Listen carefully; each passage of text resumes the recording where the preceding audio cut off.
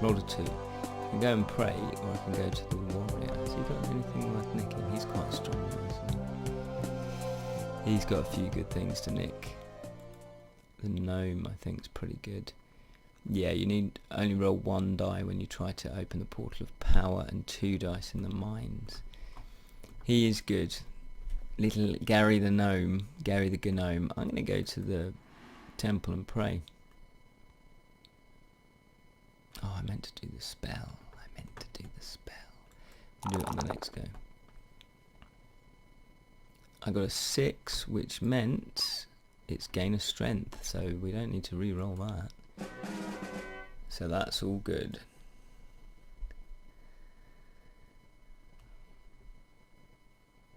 Alright, so the pirates. Come on, Stan. Take your go.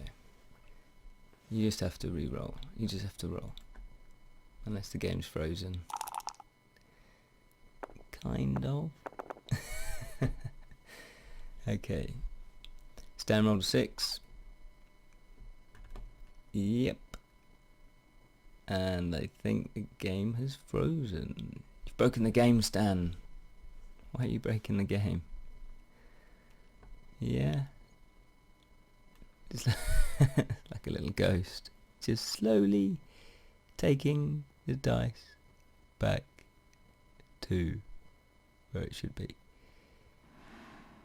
Yeah, not sure, maybe that's my intranet connection. It's gone a bit slow. He's really hobbling along. This could take some this could take a bit of time. Especially if he's trying to go all the way here. Oh, seriously? Come on. You should be able to sort it out. Then we definitely need the mobility scooter there. There he is. Yes. He was a bit lazy at the beginning, and then he started to sprint really, really quickly. Okay, is it playing properly now? Yeah, it looks like it is. What's he doing? Teleports. Nice. So, you see, the reason why it gives us a chance to respond if we've got a spell. So it counts down a clock. He's playing the spell. He's teleporting 1 space. Slight waste of a spell there, if I'm totally honest. And now he has to fight a wraith. Ray the wraith. Oh, well done. Oh, he's obviously just a bit lazy too. He's just going, yeah, whatever. Oh, I see. Yeah, he just hoped he would have got an enemy when he drew that adventure card, and he did, and then so he's killed it, and now he can go and claim his talisman. So he's hotting up, so 3 of us have a talisman. Interesting. Sorceress is thinking. It's not a lot to think about, you just need to roll the die. Oh no, she might have had a spell, that's true. Right, she's got a shrine, she's got a 6, teleport, and then space in the region. If she's wise, she'd go and claim another strength. Or, you know, not by the looks of it. Right, I'm going to use my spell. Do I double click? And then I'm going to turn my axe, because I can't use 2 weapons, so I'll just be using my sword. So I'm going to change that. I'm going to alchemize. So nice bubbly sound effect there. Yep. And then again, they could counter that if they wanted to, if they had a negate spell.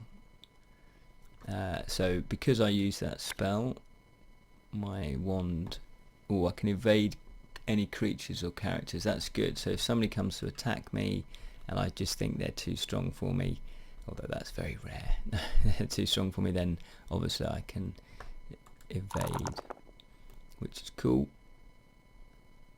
Okay, I'm going to go here. We don't want to go to the Black Knight. Draw an adventure card. Oh, the Holy Grail. I'm evil though, so I can't have it. But it's a really good card. Add 1 to your craft, which is always good, and you don't lose life in the desert. So it should automatically just, yeah, just I'll have to drop it. That is a shame. Okay, come on, Stan. Is he going to take on the dragon? Is he brave enough? He is. Well, he was going to lose a life anyway because he was going to the desert, so you might as well have a fighting chance. He's rolling the die. He's got to score 12. He's done it. He's done it. How did he do that? Fearsome dragon. He's cashing them in. Or cashing the dragon in. Just going to have a quick look at his follower. Oh, he pressed ganged, of course. As a pirate, you can press gang followers. Yes, I was wondering why he used the witch there. Because of the pirate's special ability of press ganging a follower when you first encounter. Oh, who was that? The warrior's got a talisman. He's got another one. I've got 2 as well. Yeah, that sounded like a boast there. No. Yeah, because he can press gang. Pirates can press gang a follower, which means they can take it as a pressed gang follower, basically a slave, and it will fight for you with their strength added to yours. Oh no, it adds 3 to the strength. Yeah, because not all followers have strength, do they? So it adds 3 automatically to your strength. So that's how he did it. I must remember to press gang followers. I should have pressed gang the alchemist. He looks like a fighter. Oh, probably a lover. Yeah, I'm a pirate. Look at me. Arr.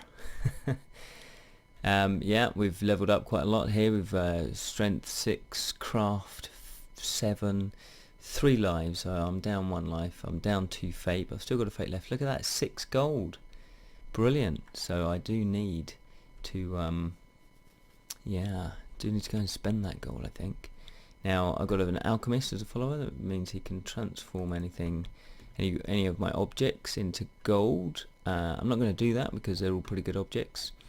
And I have 2 talismans. So I could cash a talisman in for gold. I don't need gold, but I do need well, at least 1 talisman. And it's always good to have a backup. Always have a backup. So let's crack on. Roll a 1. I think we're going to go here. That here is the chasm, which means I can lose followers and lives. If you choose to accept it, you must complete it. Okay. Don't roll. I'm not gonna accept it. It's a bit of a meh turn.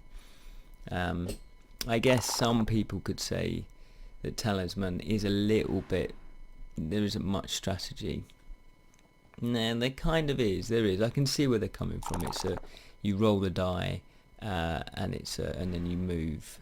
So it's got hang-ups, dare I say it, of Monopoly, if I can say it, of course, where on your turn you may not get to do something.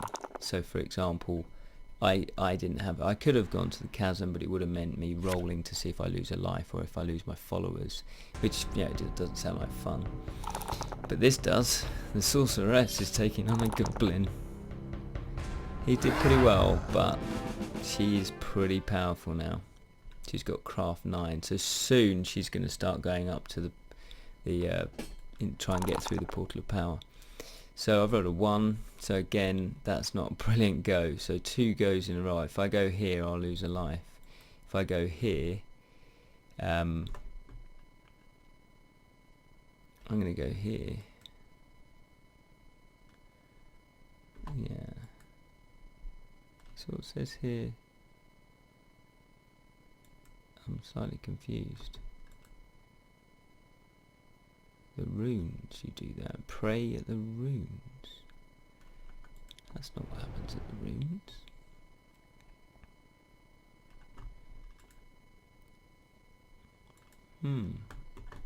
I can travel here, but that's not what happens here. No evil character.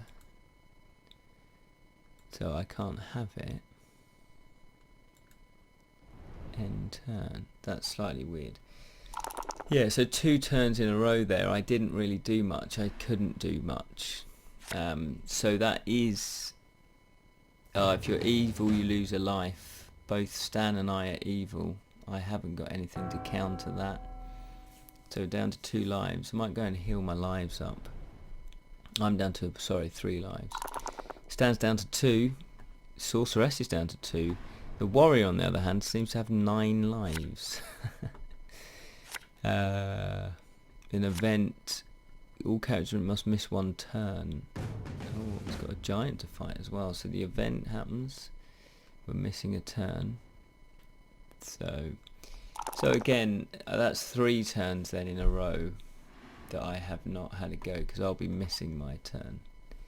So I can see where people are coming from. You know, whereas something like a game like Kingsburg, we've done a review of Kingsburg.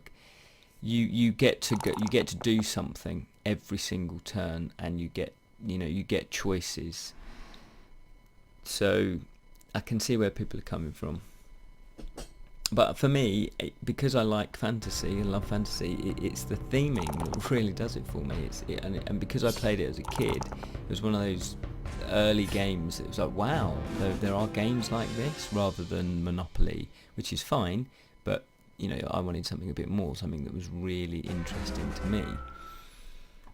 So, and just going on that quest, because I got into the fighting, what's they called, fighting fantasy books, where you are the hero. You choose. It's a book, and you read the story, and you choose a certain bit. It will say, you know, you can open the chest to discover what's in it, or you can, you know, fight the dragon, whatever. And you would then turn to that page number. So yeah, so that'd be good to do a playthrough of one of those, wouldn't it? I watched Yogscast. My son pointed out that Yogscast have done that, because I mentioned these books to him. In fact, I bought him a couple, and he mentioned he's been watching Yogscast, and they've done that where they actually do play through a couple of fantasy books. So maybe we could do one ourselves. I'm going to draw a card here. So yeah, maybe leave comments if you'd like us to play through one of those fighting fantasy ones. I don't know how we'd film it, but that I'd love to do that.